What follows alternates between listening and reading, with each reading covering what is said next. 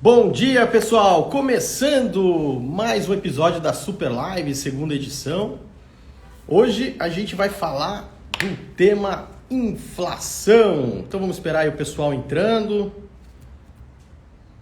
Tá aí o Beto, o Arnaldo. Como é que vocês estão? Espero que estejam todos bem. Ontem a gente fez sobre situação fiscal, né? Infelizmente alguns gráficos não entraram, né, no Instagram, mas depois eu coloquei eles lá para vocês nos stories, aí o pessoal gostou bastante. Olha lá, e CDC, né? Antes da Covex, depois da Covex. Grande Leandro aí.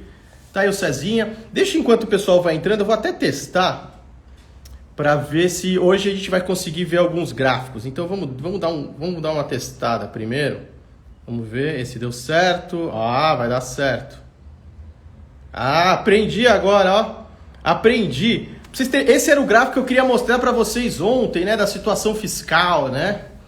Que tem aí a linha preta são as receitas líquidas do governo central e em relação ao PIB, e a linha vermelha as despesas. Então percebam como desde 2014, né, a despesa supera as receitas, a gente começa a ter um déficit primário, ou seja, sem computar ainda os juros da dívida. E a partir desse ano, esses dados aí são os dados estimados pelo Instituto Fiscal Independente para o 2020, ou seja, considerando o ano inteiro, você tem essa disparada. A coisa triste é que mesmo, né, até 2030, a expectativa é que o país não entre no azul. Então é uma situação fiscal realmente muito grave, a dívida acelerando, vocês viram aí várias consequências de como o perfil da dívida está piorando, ela está se tornando com prazo mais curto, a maior parte indexada a Selic, tira a previsibilidade, o Tesouro Nacional tendo dificuldade para colocar esses títulos no mercado e cabe ao Banco Central. Então, olha, deu certo, então aprendi agora a fazer aí essa questão dos gráficos. Ó, finalmente, né? Você vê que aqui é tudo convexidade, né? Tentativa e ainda pequenos erros. Corta, né? Mas tá melhor. Ah, me cortou, então tem que ficar mais pro lado, mais para qual? Mais pro lado esquerdo. Mas eu vou mais pro lado esquerdo. Quando aparecer os tá bom. gráficos. Quando aparecer os gráficos eu vou mais pro lado esquerdo. E hoje, pessoal, então, vamos dar continuidade.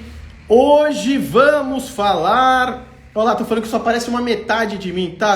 A gente vai tentar, né, equalizar isso, né? Hoje a gente vai falar da inflação, então olha só, compartilha aí, pessoal, vai mandando o aviãozinho, porque hoje a gente vai derrubar vários mitos, né, envolvendo a inflação. Primeiro ponto que a gente vai tratar é do conceito. E por que é importante essa questão do conceito de inflação? Porque vocês vão ver que o conceito de inflação vem sendo, né, ensinado de uma forma equivocada e, na maioria das vezes, de forma proposital, para não enxergar quem são os verdadeiros culpados por esse fenômeno. Vamos, então, falar também das consequências, vamos falar aí da história da inflação brasileira, aí, principalmente hiperinflação. Quem não viveu isso, eu vou contar a minha experiência dos anos 90, quais são as consequências para o investidor, para as pessoas, como isso mudou os próprios hábitos dos brasileiros em relação a consumo, a poupar. Depois a gente vai falar de uma coisa também, aí se segura na cadeira, hein?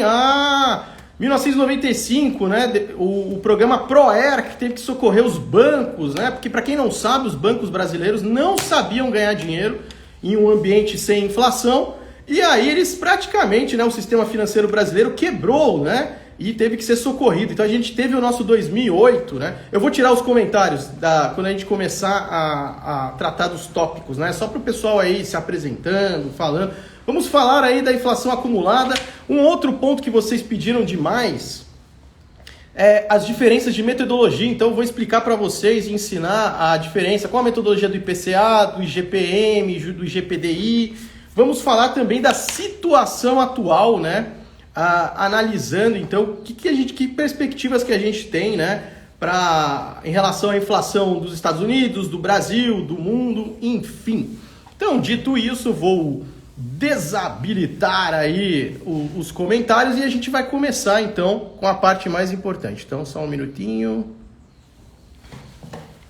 Inflação, que é o pessoal geralmente fala, o que é inflação? Inflação é subir o preço do feijão, é subir o preço disso, isso, aquilo.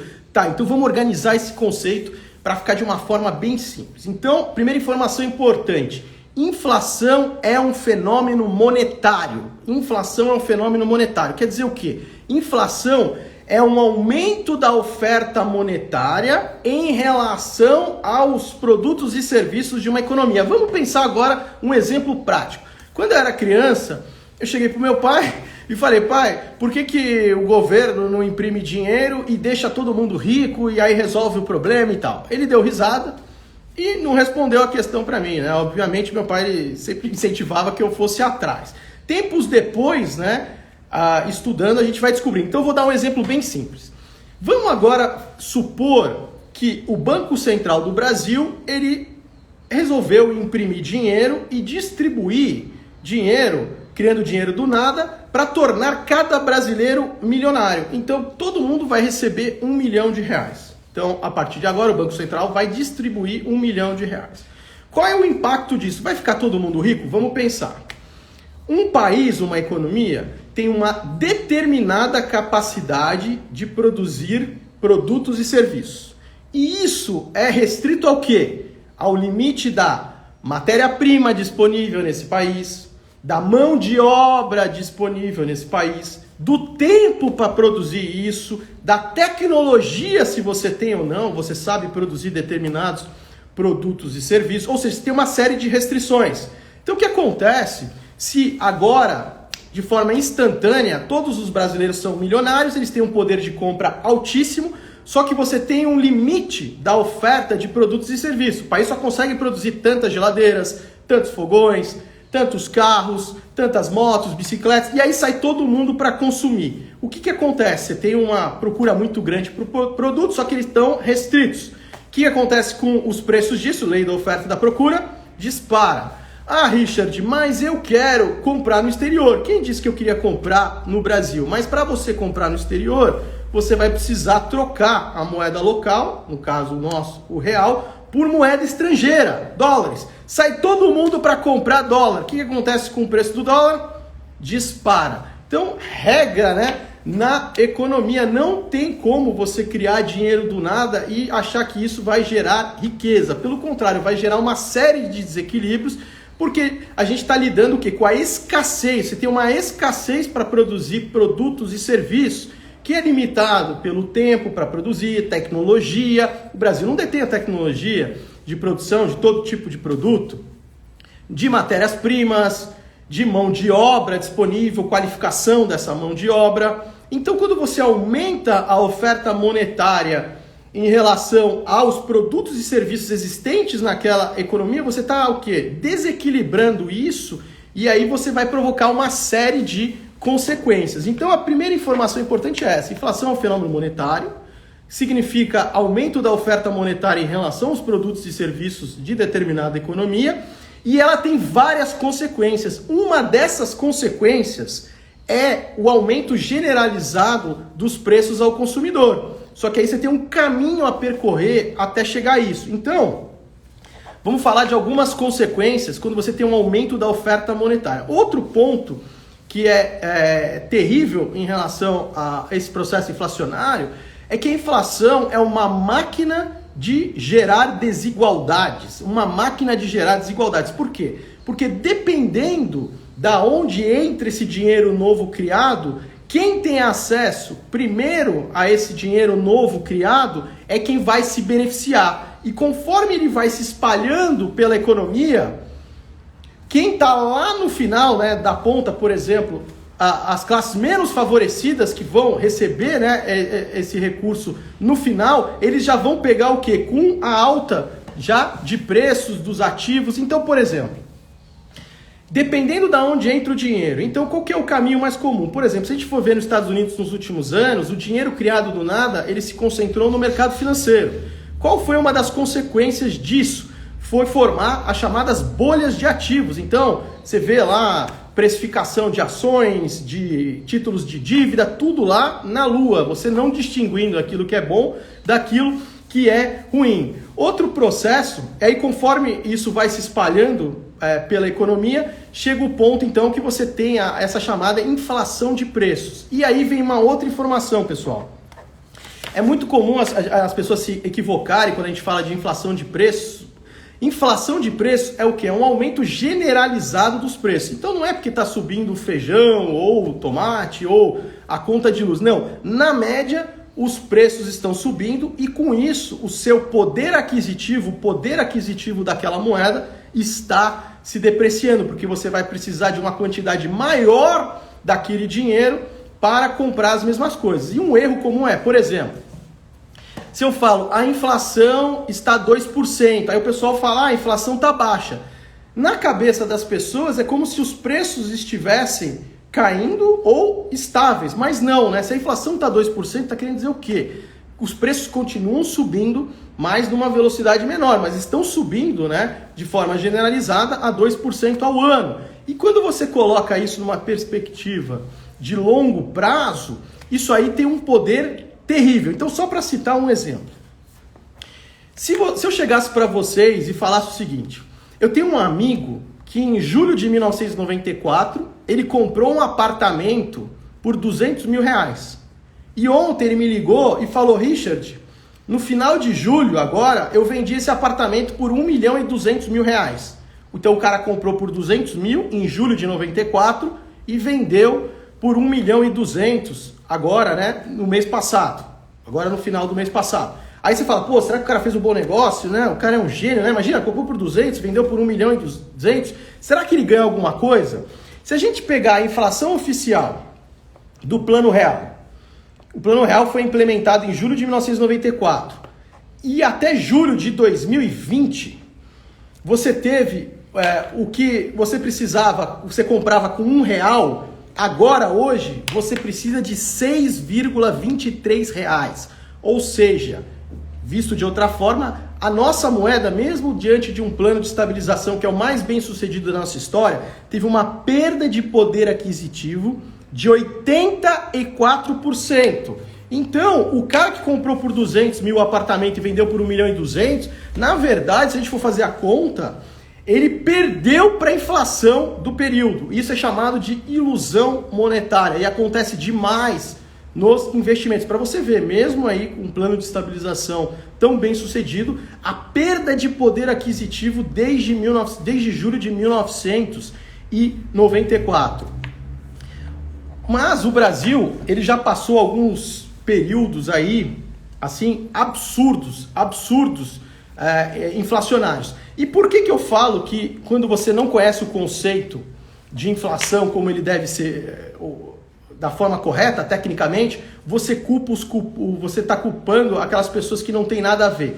Porque, olha só, quando você sabe que é um fenômeno monetário e é um aumento da oferta monetária em relação ao produto e serviço, você enxerga que a culpa é de quem? A culpa é dos governos, a culpa é do Banco Central. Agora, qual a narrativa que tentam colocar na cabeça das pessoas em relação à inflação? O empresário é malvado, o empresário está aumentando o preço, o empresário está fazendo isso, aquilo. Isso não é inflação. Se você tiver a mesma quantidade de moeda circulando na economia e você tiver alguém querendo aumentar o preço, você vai ter o quê? Você vai ter um ajuste de preços relativos, mas você não vai ter todos os preços relativos, um em relação ao outro. Você não vai ter uma alta generalizada, onde tudo na média está subindo e a moeda daquele país está perdendo valor. E qual que é a solução que normalmente os governantes dão, né? E principalmente para clamar, né, o público, né? Vamos congelar o preço, vamos tabelar esse cara. E isso gera o quê? Isso só gera escassez, né? Porque ao congelar preço, é uma prática que não funciona desde o Egito antigo. Você está desestimulando a oferta daquele produto e daquele serviço e, por outro lado, incentivando a demanda. Então, você tem um desencontro e começa a faltar tudo. Então, vamos dar um exemplo para vocês em relação... E aí a gente vai poder falar de todas as consequências da inflação na prática. Vamos voltar para os anos 80. Nos anos 80, você teve uma série de planos econômicos para tentar lidar com a inflação do Brasil. Plano Cruzado, Plano Bresser, Plano Verão, Plano Collor, terrível, né? Que confiscou o dinheiro de todo mundo. Depois o bem-sucedido, o Plano Real. Qual era a raiz do problema inflacionário, o fenômeno monetário? Era o quê? Era o governo que gastando muito mais do que arrecadava, só que naquela época dos anos 80, os caras simplesmente faziam o quê? Eles imprimiam dinheiro para cobrir este déficit, né? Cobrir esse rombo fiscal. E com isso ia gerando o processo inflacionário, espalhando pela economia e disparava os preços. E os caras tinham ideias terríveis, como por exemplo, até a Venezuela quis copiar isso aí que não dá certo. Vamos cortar o zero da moeda, vamos mudar o nome da moeda, vamos congelar preços. Então, uma história para vocês. Como é que era esse período de inflação a 100%, 200%, até caminhar para uma hiperinflação ali nos anos 90? Era uma situação que todo mundo que recebia o seu salário fazia o quê? A pessoa corria literalmente para o supermercado. E lá no supermercado eu lembro, assim, tá com a minha mãe, e minha mãe falava, olha, vamos naquela seção ali, porque o moço da remarcação tá remarcando os preços. Porque era tão grande a inflação que os preços eram remarcados ao longo do dia. Então tinha o carinha lá, que tinha a maquininha, e ele ficava remarcando o preço em cima. Tinha gente que tirava o preço de um, botava em outro produto, tinha todo tipo de absurdo que vocês possam imaginar. Aí tentaram congelar os preços, e aí o que aconteceu? Começou a faltar todo tipo de produto. Por exemplo, carne, né? Tiveram que falar, não, vamos botar lá a Polícia Federal para caçar o boi no pasto. Coisas assim absurdas. E sem falar, olha só a narrativa que eu falei de procurar os culpados. Eu nunca vou me esquecer...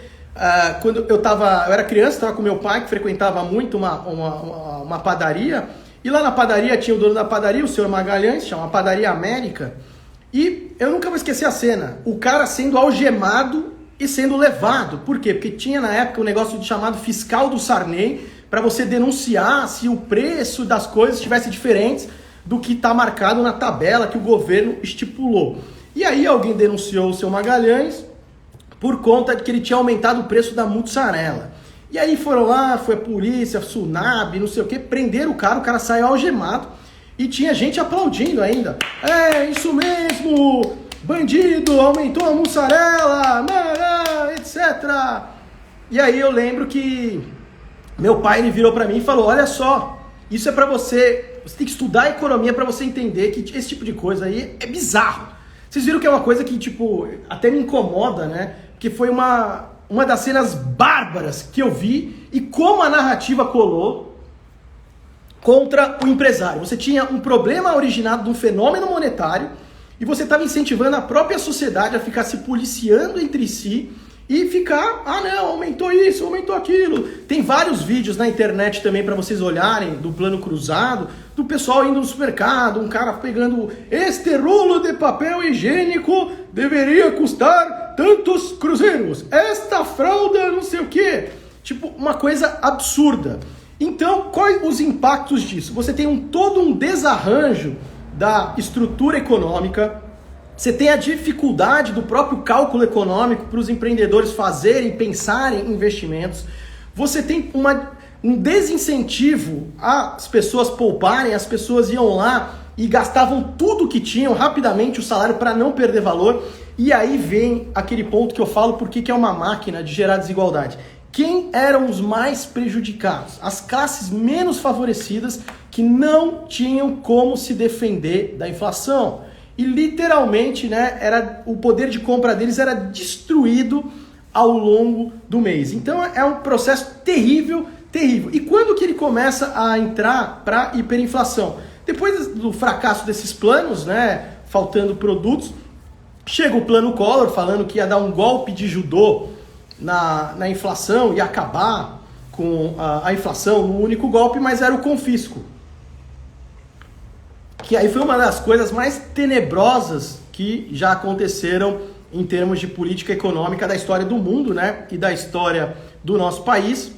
E conforme foi voltando, né, o governo Gastão continuava, lembra a origem ali, né, todo o foco nesse desequilíbrio fiscal, né, governos gastando muito mais, né, do que arrecadam, gerando rombos. E para vocês terem uma ideia, nos anos 80 e 90, você ainda tinha os bancos estaduais, então tinha os bancos estaduais girando a maquininha de imprimir dinheiro para cobrir também os rombos dos estados. Então assim, era uma farra, era uma destruição completa da moeda. Então outra informação importante, quem estava apenas, agora pensando na ótica do investidor e gerenciamento de patrimônio, quem estava apenas exposto à moeda local da época, mudaram tantas vezes cruzeiro, cruzado novo, o cara teve uma destruição do patrimônio dele de uma forma brutal.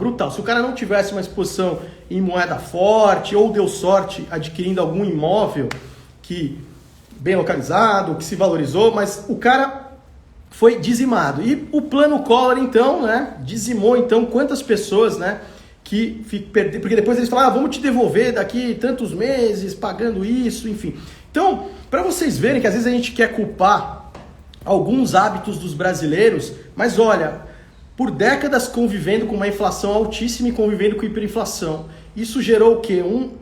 Uma mentalidade de consumo imediato. O cara tem medo de ficar com o dinheiro aí parado, alguma coisa, o cara quer consumir imediatamente. Em relação também a investimentos, né? Você tem uma máquina brutal de gerar desigualdade. Planos econômicos que não atacavam a raiz do problema, né? E queriam direcionar os culpados, né? Não, os culpados não somos nós.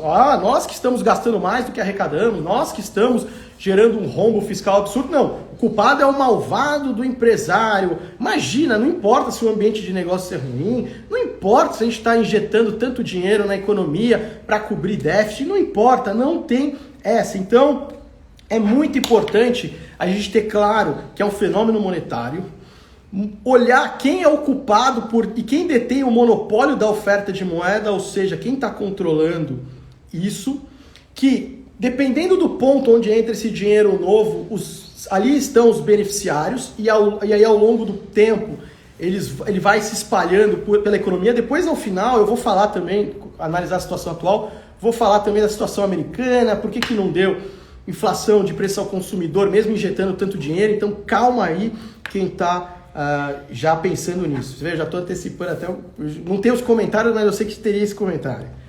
E chegamos ali no plano real. O plano real foi um plano bem sucedido de estabilização, mas olha que maluquice e que tipo de sociedade que a gente vivia na época antes. A gente vai para a hiperinflação. Hiperinflação é um momento que a moeda é rejeitada pela própria população. Então, outra informação importante para vocês guardarem. O verdadeiro ataque contra uma moeda, ele ocorre quando a própria população ela despreza e rejeita aquela moeda. Isso aconteceu no processo de hiperinflação na Alemanha, no processo de hiperinflação do Brasil. E uma das consequências disso, para vocês terem uma ideia, se você pegar anúncios antigos de carro, imóveis, era tudo o quê? Em moeda forte, em dólares. Ninguém mais utilizava a moeda local. Então ela estava sendo rejeitada, ninguém aceitava aquilo. Então era tudo, né, pensado em dólares na época. Então, o apartamento, tantos mil dólares. O carro, tantos mil dólares. Justamente porque a moeda perdia tanto poder aquisitivo, ela era destruída e deixava de servir como uma unidade de conta, né, uma unidade de referência. Então o verdadeiro ataque acontece quando a população começa a rejeitar a própria moeda. E isso é muito sério, é um caminho sem volta. Então você tem a hiperinflação ali, coisas absurdas, chegou a mais de... Vamos botar aqui o gráfico, vamos ver se funciona. Olha aí, pessoal, esse aí é o gráfico aí que vai desde os anos 70 até mais ou menos 94. Vocês viram ali, lá embaixo, você fala, inflação baixa, ali estava 200%. No pico, não dá para enxergar muito bem, mas eu vou falar para vocês, ficar para cá, né? É para cá, tá certo? Não, é o contrário. É o contrário, fica para cá. E você teve um pico de 6.000%. 6.000%. Você sabe o que é isso? Ao ano. Aí veio o plano Collor, né? O golpe de karatê, mas não resolve a causa, que é o fenômeno monetário, continua ali o problema das contas públicas.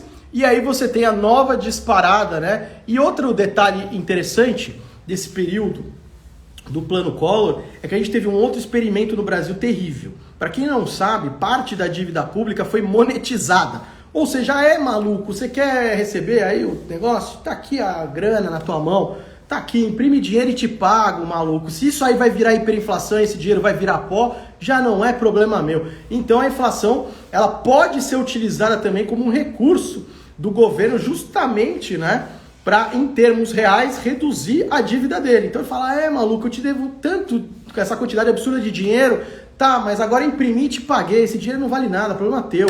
Então, realmente, é um assunto delicado. Outro ponto que a gente vai tratar agora, então a gente já tratou da conceito de inflação, quem são os verdadeiros culpados, a experiência brasileira, como era o dia a dia daquela época terrível. Falei da ilusão monetária, mesmo utilizando esse período do Plano Real. Então, se você comprou um apartamento por 200 mil no começo do Plano Real e vendeu ele a 1.200.000, você não ganhou dinheiro, porque a inflação foi maior, isso considerando o IPCA, que é a inflação oficial, foi maior que isso no período. Imagina, o que eu comprava no começo do Plano Real com R$100, hoje eu preciso de mais de R$600 para comprar as mesmas coisas. Só ver tarifa de ônibus, tudo. Quando tudo subiu, então você precisa, ou aquela imagem, né? Tem uma imagem boa que eles fazem, o meme, né? Com R$100 você enchia o carrinho no começo do Plano Real. Agora com R$100 tem uns produtinhos ali, o carrinho vazio. Isso é perda de poder aquisitivo e prejudica as classes menos favorecidas que não têm como se defender. Na época dos anos 80, eu também lembro. Por quê? Porque eu anotava cotações para o meu pai, né? Comecei a anotar cotações para o meu pai em 1987, então eu peguei todo esse período. Tinha ilusão monetária na bolsa, às vezes a ação subiu 40% no mês. Pô, mas a inflação foi 80%, maluco. Tomou na fuça, meu. Você tomou na fuça, você teve uma perda de poder aquisitivo. Então, mesmo investindo naquela ação, o que você ganhou com ela, se você vender, você hoje compra menos coisas, porque você teve uma perda de poder aquisitivo. E já falando de IPCA e tal, uma grande dúvida, né? Em relação às metodologias. Cada índice de inflação de preços. Então, olha só a forma correta que a gente tem que falar. Inflação de preços. Você tem a metodologia de inflação de preços ao consumidor, que é utilizada como a inflação oficial pelo Banco Central, que é o IPCA. Por que ele é chamado de índice de preços ao consumidor amplo? Porque, como é que ele faz? Ele pega uma cesta de produtos e serviços que foram estipulados. O cara vai comprar isso, vai comprar aquilo, vai ter esse serviço. E pega uma faixa de renda que vai abranger de pessoas que ganham de renda de um salário mínimo a 40 salários mínimos. Então, por isso chama ampla. Então, você vai ver pessoas. Então, uma cesta de consumos que vai de quem está ganhando lá, tem renda de um salário mínimo a 40 salários mínimos, e faz a coleta todo mês desses produtos e serviços e ver se eles subiram, né? Se você teve na média uma alta ou uma queda. E você utiliza aí as principais regiões para fazer essa coleta, como São Paulo, Belo Horizonte, Curitiba, Rio de Janeiro, Vitória, Porto Alegre, Distrito Federal, tem também Goiânia, Campo Grande, Rio Branco, São Luís e Aracaju. Então você vai lá e faz essa coleta.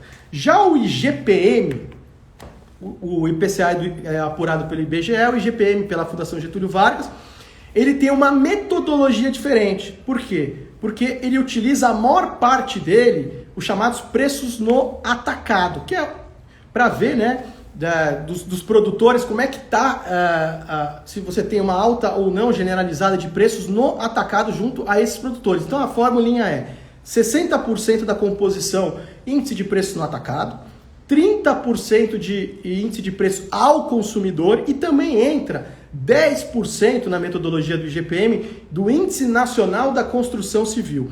O índice de preço atacado, ele captura rapidamente, por exemplo, influências da variação da taxa de câmbio. Então, quando o real se desvaloriza ou valoriza, porque muitos, né, os produtores, eles trabalham com insumos, né, importados, né?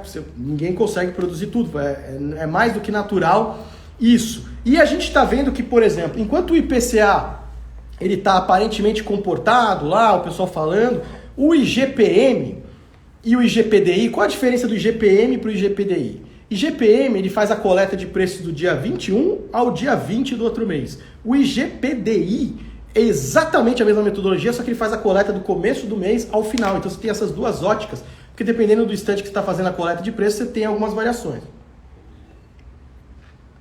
O IGPM e o IGPDI, eles já estão no acumulado de 12 meses, 2 dígitos, já passando de 10%. Em outros tempos, o pessoal estaria extremamente preocupado. Por quê? Esse índice incide sobre aluguéis, energia elétrica, uma série de contratos. E o índice de preços no atacado, ele é importante Porque ele mostra o quê? Se você está tendo um aumento generalizado nas cadeias de produção ali, é uma questão de tempo para chegar o repasse ao consumidor. Dependendo da situação econômica, esse repasse ele vai ser mais rápido ou mais lento. Quando a gente está pegando os últimos indicadores econômicos antecedentes, que tentam antecipar o ritmo da economia, e que vem uma série de comentários, já há muitos meses estão falando, olha, aqui a gente está tendo uma inflação de preço generalizada e estamos repassando. E já quem está já na cadeia de produção próximas ao consumidor, já também, mesmo com a economia debilitada, já vem tendo esse repasse. Então é só você ir no supermercado, você ir por aí, você vai ver o que está acontecendo. Em relação ao IPCA, ele também tem recebido algumas críticas em relação a algumas divergências que está acontecendo. Por exemplo, teve um mês que todas as instituições financeiras que tentam estimar a inflação oficial, eles fazem a mesma coisa que o IBGE. Manda as equipes lá nessas regiões metropolitanas, faz a coleta de preços, e você teve divergências. Por exemplo, o segmento alimentação teve um mês que o oficial do governo falou que tinha caído.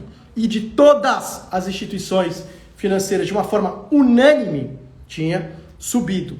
Então, outro ponto interessante e importante, que tem que ser dito, é que índice de inflação de preços é um indicador atrasado. Então, quando ele sai, já sai muito atrasado em relação ao ritmo da economia. E por isso que eu brinquei com o pessoal lá, os membros da Convex, que inflação é tipo aquele tubo de ketchup, sabe? De vidro que tá lá na geladeira, aí você vai lá comer seu hambúrguer e tal, você bate lá um negócio, não sai nada. De repente você dá uma batidinha, sai tudo, de repente. Inflação é assim, não se brinca. Quando você fala, não, tá comportado, de repente ela vai e aparece, porque é um indicador atrasado, então de repente ele vai e aparece de uma forma brutal. A gente vai analisar a situação atual e isso vai ficar mais claro. Deixa eu ver se essa tabelinha aqui. Então vamos falar da situação atual. Primeiro, vamos dar uma olhadinha. Lembra, a inflação é um fenômeno monetário, ok, pessoal? Ok.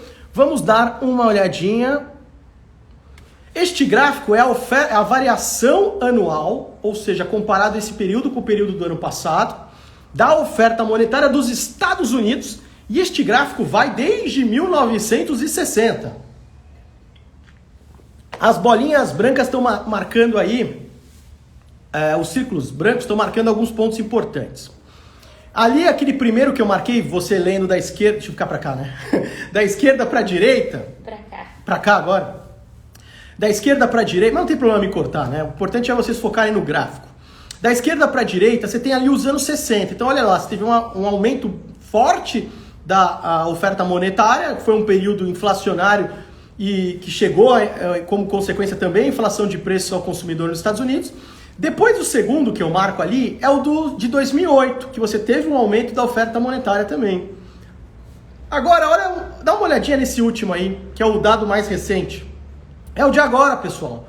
Não há precedente no aumento da oferta monetária nos Estados Unidos. Não dá para comparar com 2008, não dá para comparar nem com os anos 70. Não dá. Olha aí o gráfico.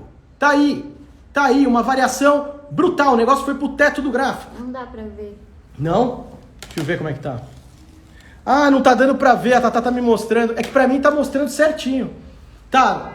Não se preocupe, pessoal. Pensa que a variação agora da oferta monetária está no teto desse gráfico. Agora eu vou botar nos stories. E que, sem precedentes. Lembra que você tem que ver a oferta monetária em relação à produção de bens e serviços? O que está acontecendo na economia norte-americana e como nas todas as economias? A gente vai ter um aumento dos produtos e serviços ou o contrário? A gente está sofrendo um choque de oferta que tem produtores aí indo à falência, não resistindo. O que está acontecendo? Então, combina esse aumento de oferta monetária com um choque de oferta. E aí você pensa. E a inflação já acontecendo, né? Já há algum tempo. Primeiro impacto, entrou a maior parte no mercado financeiro, inflação de ativos. Vocês veem aí o que está acontecendo nos índices acionários, no mercado de títulos da dívida. O pessoal fala muito de ações e não olha os bonds, que são os títulos de dívida, que está um negócio assim distorcido, bizarro. Mas diferente da crise de 2008, você também está direcionando dinheiro criado do nada no bolso das pessoas. Então isso começa a se espalhar para a economia. E diferente do período de 2008 a mais ou menos 2016, 2017, você não tem mais forças deflacionárias agindo no mundo. Antes você tinha a China exportando deflação, que é os produtos que ela ofertava no mundo ali, a China cada vez mais baratos, isso se reverteu. Você teve também uma pressão deflacionária vindo, né, de avanços tecnológicos, aplicativos de compartilhamento, essa força também cessando, enfim, tá um panorama totalmente diferente e que infelizmente eu vou botar nos stories lá o gráfico, pra vocês verem que não tem como comparar a oferta monetária atual com a de 2008. Não tem. É uma coisa assim absurda. E agora vamos dar uma olhadinha no Brasil. O Brasil também está cortando? Vamos ver. Tem uma defasagem.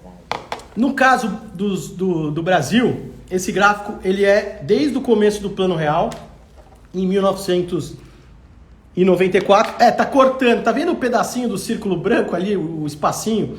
Esse é o momento atual. No momento atual, a gente está com um aumento da oferta monetária que é o maior em uma década, ou seja, superou até o de 2010. Já. E está rivalizando com o de 97, período da crise asiática, e também de 2002, que foi aquele período eleitoral muito turbulento. Só não superou esse pico maior ainda que está aí no meio, que é o de 2008. Então os dados brasileiros eles são um pouco mais defasados que os norte-americanos, ou seja, demora muito o Banco Central. Então, Banco Central, você está me assistindo? Por que você não divulga esse dado semanalmente? Você faria o Richard aqui muito feliz. Por que demorar 2 meses para divulgar o dado? Divulga esse troço semanalmente. Transparência. Vamos acompanhar esse negócio aí quase que em tempo real, né? Acho que a população apoia isso. Seria maravilhoso, né? Você entra no site do Tesouro Nacional, é a transparência do Tesouro. Então vamos fazer o Banco Central transparente também. Banco Central, fica a dica. Atualiza isso semanalmente. Vamos fazer esses dados aí. Vamos acompanhar a oferta monetária do nosso país aí praticamente em tempo real. E somado a isso, você tem a situação também de choque de oferta no Brasil. Então imagina, a gente teve um período muito difícil, né? E de inflação de preço ao consumidor grande lá, 2010, 2013, 2014. Para quem não lembra, uma das formas de mascarar esse aumento da inflação de preço ao consumidor que o governo da época adotava era segurar os chamados preços administrados. Então, ao invés de reajustar a luz, o gás, não sei o quê, não, os caras tabelavam aquilo, seguravam, então os preços livres subiam e esses preços ficavam aqui. Na média falava, olha só, a inflação não está tão alta. Aí uma hora tiveram que soltar esses preços chamados administrados e lembra aquele 2015, 2016? Foi o quê? Foi o passeio no trem fantasma assim, bizarro. Todo mundo viu a conta de luz, etc. Tentaram, né, na canetada, né, reduzir a conta de luz, isso não funciona. Quando você interfere no mecanismo de preços, você só gera caos e desordem na economia no pior sentido da palavra, porque a desordem não é algo ruim, mas você destrói toda, né, a estrutura produtiva, você bagunça tudo. Então, hoje, se a gente for ver, até hoje as distribuidoras de energia, isso é um assunto muito bom para depois contar para vocês o que aconteceu naquela época e que também está acontecendo alguns problemas agora nas distribuidoras de energia. Pra vocês verem aí como foi um absurdo que foi feito de tentar jogar a conta de luz, derrubar ela 20% e depois você destrói todo o setor e o preço, quando volta muito pior. Por exemplo, a Argentina, então, meu Deus, eu lembro que acho que eu fui lá em 99, 2000, era 1-1 ainda o peso argentino e o dólar, vê quanto está agora, e principalmente no mercado paralelo, e a inflação dos caras, que os caras estão convivendo. Venezuela, né, o que aconteceu. Então, por isso que lembra, a raiz do problema é o quê? É um fenômeno monetário, e por isso que a questão fiscal preocupa demais. A gente teve vários avanços institucionais para tentar impedir esse tipo de coisa. Por exemplo, não sei se vocês sabem, mas desde 2001 o Banco Central não pode emitir títulos da dívida. Quem emite os títulos da dívida exclusivamente é o Tesouro Nacional, porque antes o Banco Central ele podia ficar emitindo título, captando dinheiro, mas a gente teve com a lei de responsabilidade fiscal, a gente teve um avanço. Só que agora a gente está tendo uma série de ameaças para a situação fiscal, não querem respeitar o teto dos gastos. Eu mostrei para vocês como é que está a situação fiscal extremamente deteriorada, a dívida crescendo, porque antigamente quando o dinheiro tinha um lastro, no passado, por exemplo, se pensar dólar em relação ao ouro, para os caras poderem imprimir mais dólares, eles tinham que ter o correspondente em ouros. Se você pegar em ouro, se você pegar o índice de inflação ao consumidor acumulado dos Estados Unidos desde a independência, 1776, até os dias de hoje, vocês vão ver que quando você tira essa trava dos governantes e aí eles podem imprimir adoidado, o gráfico ficava assim, inflação, deflação, certinho. Aí de repente tirou o lastro, maluco, agora eu posso gastar? Opa, foi para lá. Então um grande male é esse, né? E outra coisa que a gente está vendo também, dessa criação de dinheiro do nada e colocado na economia, são questões também do chamado risco moral, né? De você socorrer empresas que são próximas ao grupo de poder, os chamados amigos do rei, e que são ineficientes e que simplesmente você vai colocar o dinheiro dos pagadores dos impostos ali, e os caras ali, eles vão virar o quê? Uma empresa zumbi, vão sobrevivendo ali, mas sem gerar nenhum tipo de riqueza e jogando a produtividade da economia lá para baixo, né? E você também, vamos ficar distribuindo cheque para sempre para as pessoas, então você também desestimular as pessoas, né, a entenderem da onde vem a geração de riqueza, que os recursos são escassos, não é? Que a riqueza vem da produção, vem de você fazer um trabalho em conjunto coordenado dentro daquela sociedade, você também permitir que os consumidores daquele país tenham acesso aos melhores produtores do planeta, ou seja, economias que tenham uma abertura comercial e não você falar, não, agora você vai ter que comprar só os produtos locais, não interessa o preço, não interessa a qualidade, você é obrigado. Tá vendo? Tudo que você interfere no mecanismo de preço, na descoberta dos preços, nas preferências dos consumidores, você vai gerando uma série de desequilíbrios e que a hora que colapsa, a coisa vem e vem muito feia. Então, já falamos aí da situação atual, falei da metodologia, falei da causa da inflação. Deixa eu abrir os comentários de novo. E a mensagem que eu queria passar nesse segundo episódio da Super Lives, do tema inflação, é: entenda o conceito de inflação, os seus desdobramentos, entenda que inflação de preço ao consumidor é uma das consequências disso, tente enxergar a dinâmica do dinheiro novo criado entrando, quais as consequências, como isso afeta propriamente das pessoas um ambiente inflacionário ou de hiperinflação, que o verdadeiro ataque a uma moeda vem quando a própria população rejeita aquela moeda, então você não pode permitir isso, que a hora que ela deixa de, por exemplo, ficar brincando aí com a taxa de câmbio, vai para 7, 8, 9, 10, e aí? As pessoas vão deixar de usar o real para anúncios de carros, apartamentos, enfim, e aí querem direcionar o problema ao quê? Não, o malvado é o empresário que está aumentando o preço, vamos congelar, vamos prender ele, vamos obrigar ele a produzir. Enfim, quando você enxerga a verdadeira causa da inflação, você vê quem é o verdadeiro culpado, né? E o que estão fazendo aí com o dinheiro dos pagadores de impostos e o que estão fazendo com a economia, né? Também ao criar dinheiro do nada e gerar uma máquina de gerar desigualdades sociais. Então é uma coisa assim brutal, porque lembra, quem tem acesso a esse dinheiro novo primeiro se beneficia. Agora o pessoal que está lá no fim da fila, esses aí vão empobrecendo, né? E lembrando também esse episódio do Brasil de inflação alta e hiperinflação, quem não tinha uma exposição em moeda forte, como teve o seu patrimônio, os frutos do seu trabalho, os frutos do empreendedorismo dilapidado por decisões centralizadas de governantes. O cara se esforçou, o cara foi lá, olha o que o cara tomou na cabeça nos anos 80, congelamento de preço, confisco, meu Deus do céu. E depois, mesmo com o Plano Real em 95, não podemos esquecer jamais do PROER, que usou recursos de pagadores de impostos também para socorrer um sistema financeiro que simplesmente não sabia como ganhar dinheiro num ambiente sem inflação, e isso provocou uma brutal concentração do nosso sistema financeiro e que a gente sofre os males até hoje. Queria agradecer demais a presença de todo mundo. Hoje mais um super episódio. No episódio de amanhã falaremos sobre contas externas e o dólar. Então, o pessoal que gosta aí, taxa de câmbio, dólar, quer entender melhor a relação do Brasil com os outros países em relação a isso, por que o Brasil precisa de mais dólares, menos dólares, períodos da história, como é um ataque especulativo clássico que aconteceu, por exemplo, no Brasil em 99, crise asiática de 97, vamos citar isso. Então é isso aí, pessoal. Obrigado de coração a todo mundo. Um excelente dia para todo mundo e nos vemos amanhã, 7h50. Valeu, pessoal. Muito obrigado e até a próxima.